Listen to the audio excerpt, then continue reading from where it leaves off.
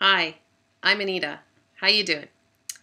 Well, I had a really interesting interview this week with a cool software company, and they had posed a very interesting question to me that actually stumped me, and I don't get stumped very often during interviews.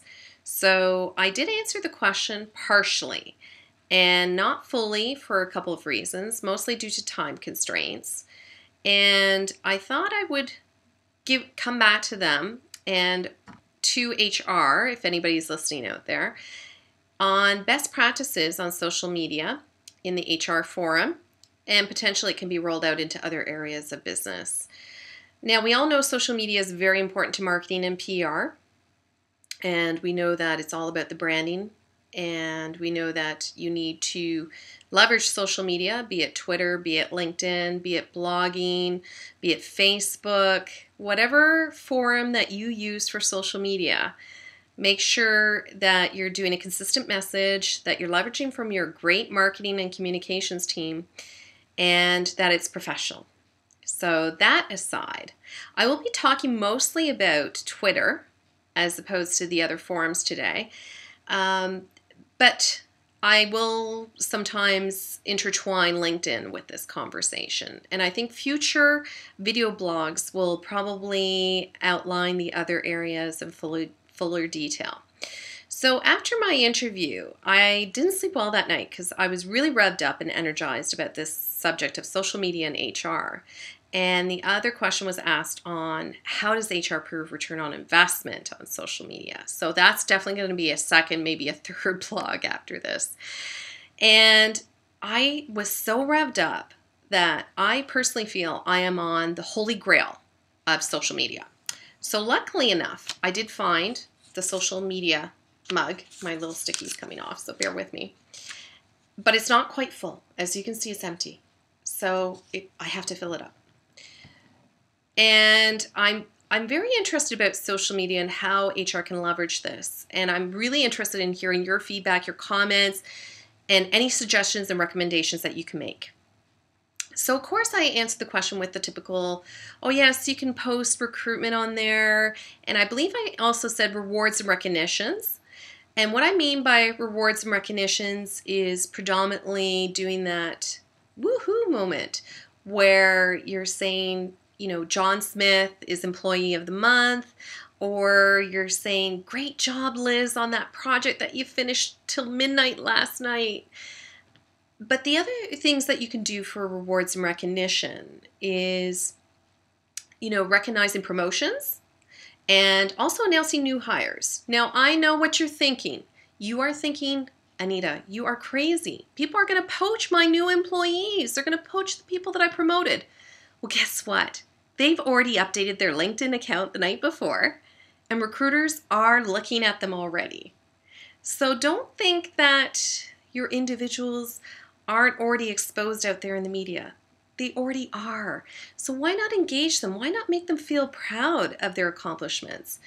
The other thing is, I'm going to digress to the recruitment standpoint. Yes, we all know what it's like to post a job. You know, I'm looking for a .NET developer.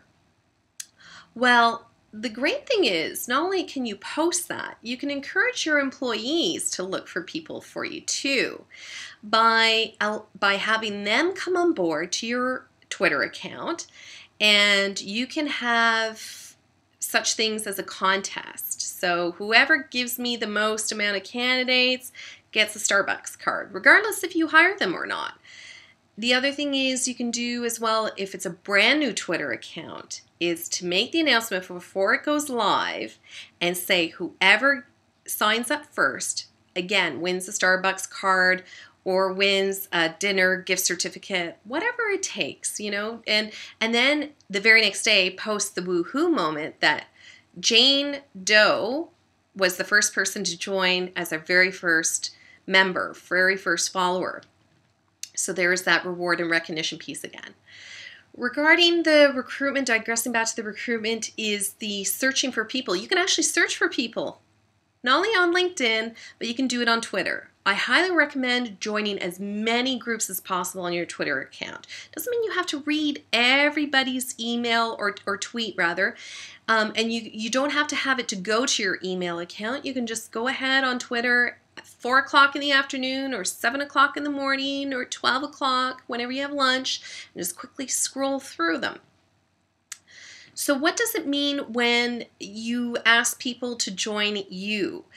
What it is they're looking at you and they're following you, and you're going to have people come in, you're going to have people go out, and you want to see the followers. And in turn, when you see the people that are following you, see if their profile matches, your organization or a potential hire, and follow them.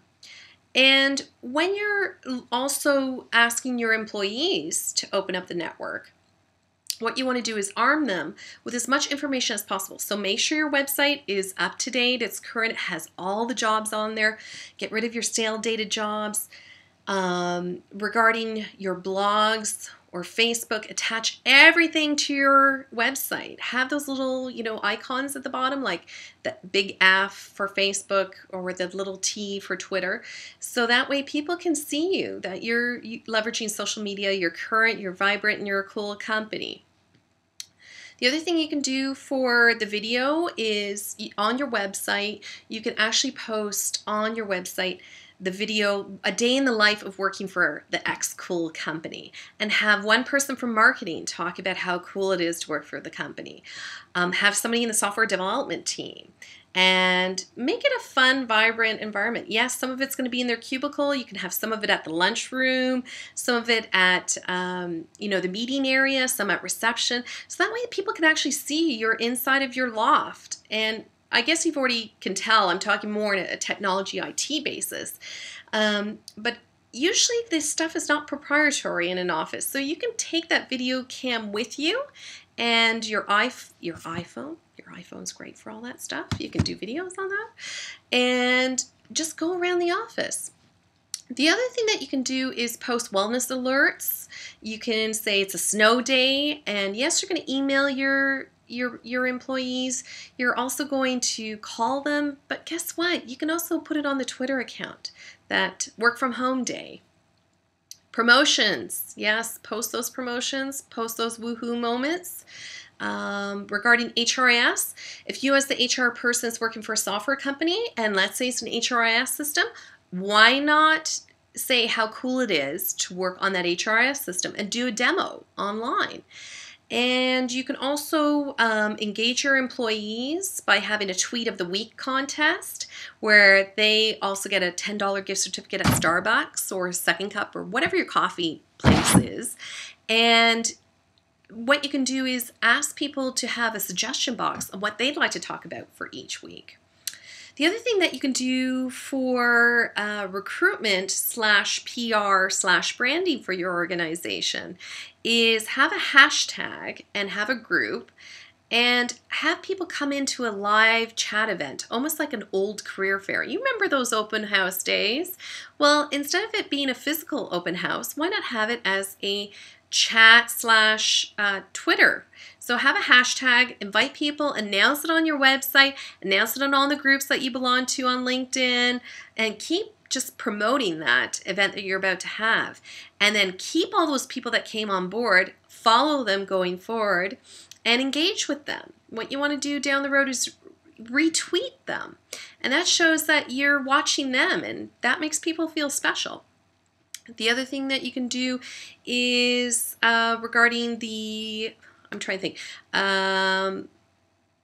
yes, the wellness posts. You can always post things like, watch your steps, or watch ladder practices if you were not working in an IT world. Blue wire tripping, make sure that you have your wires tied up. Ergonomics 101. You can have those kind of wellness messages as well. But the thing is, again, you want to leverage from your marketing and communications team to make sure that your branding is correct. If there's a new rollout, a new news event, you want to tie that in, but make sure it's timely for them as well. It's not just all about you, HR folks. It's also about the other teams. So make sure that it's in alignment with the other projects, it's in alignment with marketing, but again, recognizing departments, recognizing news, recognizing events, recognizing what your company is doing out there in the industry. So it's really a holistic 360 kind of knowledge out that you're advertising out there. So yes, you're going to talk about employees. You're going to talk about your own needs in terms of recruitment and retention. You're going to do some PR and advertising work. But I think what it is you want to make sure you're doing it in alignment with everybody concerned. So have fun with starting your Twitter account or LinkedIn or whatever it is that you'll be using. Once you get to about 3 to 4 of these types of social medias, you want to be able to leverage the matrix of it. And that's the ROI piece that I'm going to talk about later on. But for now, I'm going to talk just briefly. If you already have 3 to 4 of those type of sites and you want to monitor them all at the same time and see the analytics and the matrix of it, you want to go onto Hootsuite, and I'll talk about that at my next blog. There's some others out there as well that I'll also promote, but that's the one that I use, and it shows my Twitter account, it shows my Facebook account, it shows in my LinkedIn account, it shows my blog, and it shows, I think that's everything I'm out there right now, in YouTube. So it shows all 5 platforms. It shows my usage. It shows how many people have come and gone, how long they've watched me. It's actually pretty cool. So in any case, that's it for now, and I hope this was helpful. And please give me your suggestions, your feedback. Try to be nice. And that's it. Good night.